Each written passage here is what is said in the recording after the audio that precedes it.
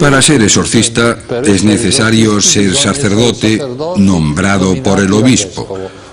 Un obispo no puede nombrar exorcista a un laico, solo puede designar a un sacerdote.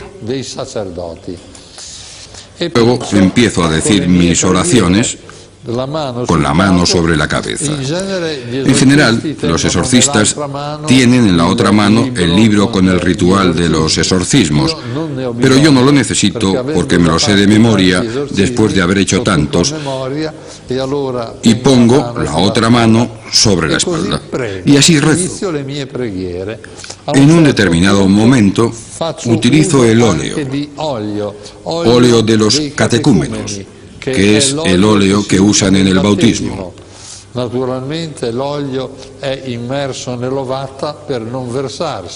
Y unjo con él a la persona.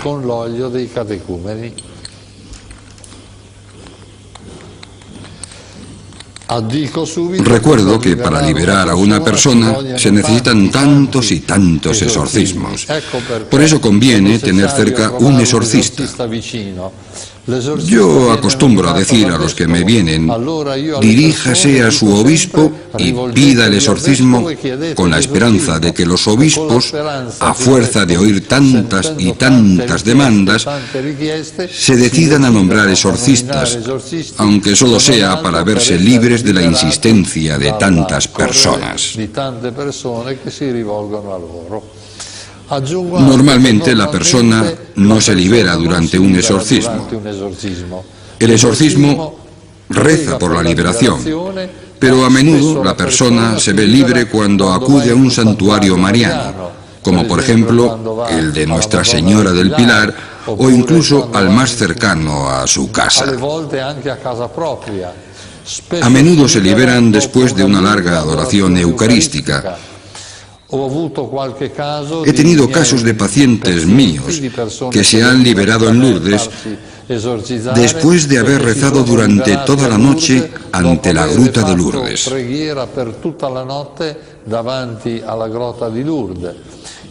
Es importantísima la oración. El Evangelio nos dice que algunos diablos no se echan sino con la oración y el ayuno. Naturalmente es importante que rece la persona interesada, que recen sus familiares y que se haga rezar a comunidades religiosas o grupos de oración.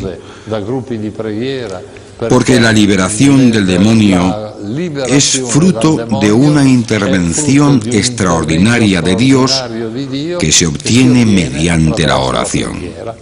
En sustancia, la oración del exorcismo se resume en una frase: en nombre de Jesús, Satanás, vete. Porque se basa en este poder que Jesucristo dio a los apóstoles, después a los 72 discípulos y finalmente a todos los que creen en Él. En mi nombre expulsarán a los demonios. Por eso lo esencial es la imposición a Satanás. En nombre de Jesús, Satanás, sal. Durante los exorcismos pueden suceder tantos hechos insólitos. Tengo en la mano una serie de objetos que han sido vomitados durante los exorcismos. Pues sucede que muchas veces las personas reciben un mal maléfico a través de la invocación hecha al demonio por un sacerdote de Satanás o por personas ligadas a Satán que hacen maleficios. La causa más frecuente por la cual una persona se ve atacada por el demonio es porque ha sido víctima de un maleficio.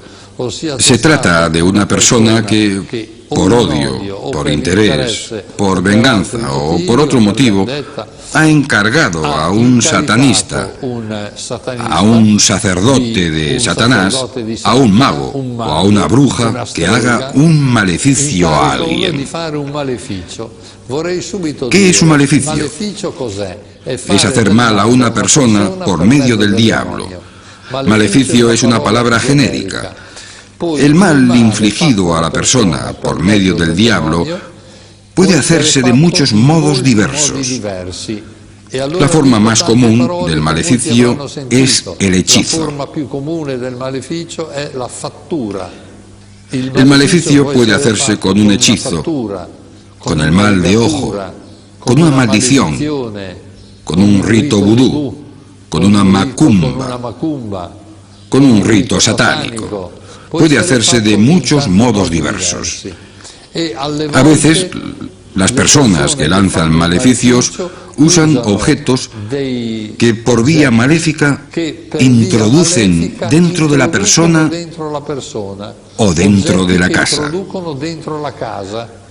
Por ejemplo, sucede que una persona no logre dormir y crea haber recibido algo malo. Mira dentro de la almohada y descubre objetos extraños que han sido colocados dentro. Mechones de pelo, cuerdas atadas. El caso más grave que yo he conocido es el de uno que dentro de su almohada encontró un sapo vivo. ¿Cómo consiguió entrar dentro?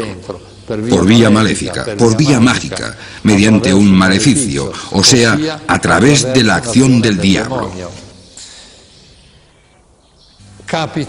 Las víctimas, para liberarse, necesitan deshacerse de los objetos que les han metido en el estómago de modo invisible. Y sucede entonces que cuando vomitan estos objetos salen cosas verdaderamente extrañas.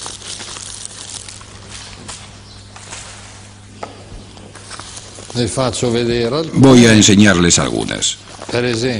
Por ejemplo, vean uno que vomitó en una sola vez una cadena metálica así de larga.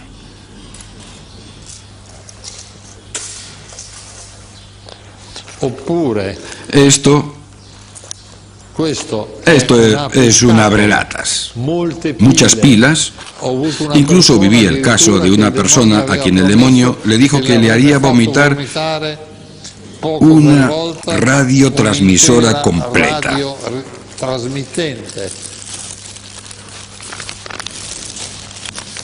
Aquí veo otros objetos, a menudo figuras de plástico, clavos, pilas, llaves, o sea, objetos varios que han sido vomitados. Y yo me he dado cuenta que estos objetos se materializan en el instante en que salen de la boca. Si uno hubiese hecho una radiografía del estómago de aquella persona antes del exorcismo, no habría visto nada. Me di cuenta de eso viendo varias veces escupir a personas poseídas. Un exorcista debe habituarse a recibir muchos salivazos. La posesión es la más espectacular, pero también la más rara de las actuaciones diabólicas. El demonio tiene otros modos más solapados y eficaces de influir en el mundo, sin que sus víctimas se percaten. Descubrámoslos. Tengamos presente que el demonio es un ángel caído y conserva toda su inteligencia y toda la capacidad que tienen los espíritus puros.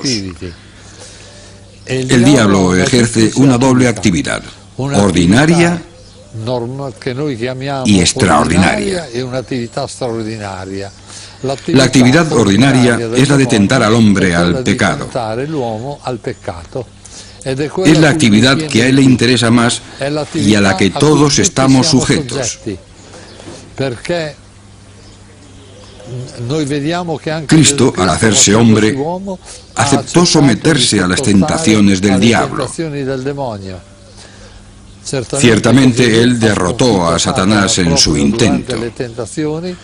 Nosotros no poseemos la misma fortaleza que Jesucristo, pero contamos con la gracia si la pedimos con la oración y los sacramentos. Y sabemos por la Biblia que Dios no permitirá que seamos tentados más allá de nuestras fuerzas. Pero es necesaria nuestra resistencia, nuestra lucha. Esta es la actividad ordinaria del demonio. Su actividad extraordinaria es la de producir trastornos maléficos e incluso la posesión diabólica.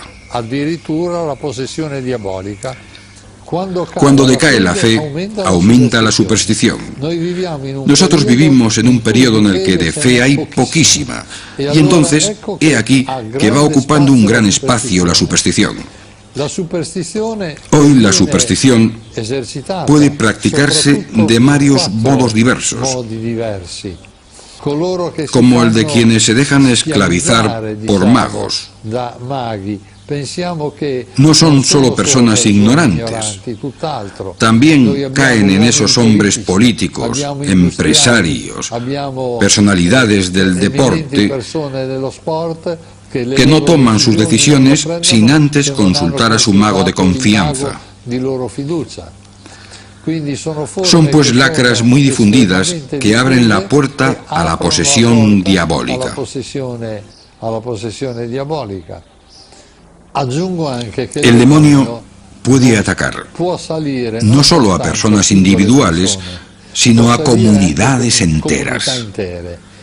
No hay duda que el demonio, entre todas las personas, busca preferentemente a las que ejercen más influencia sobre los otros. No me cabe ninguna duda de que Stalin fuese satanista. Se vendió a Satán para tener éxito. No tengo ninguna duda de que un personaje como Hitler estuviese completamente invadido por Satanás.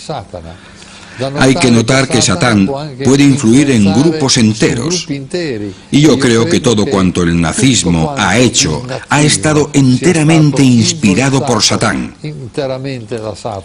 porque los nazis cometieron atrocidades que racionalmente no se pueden explicar.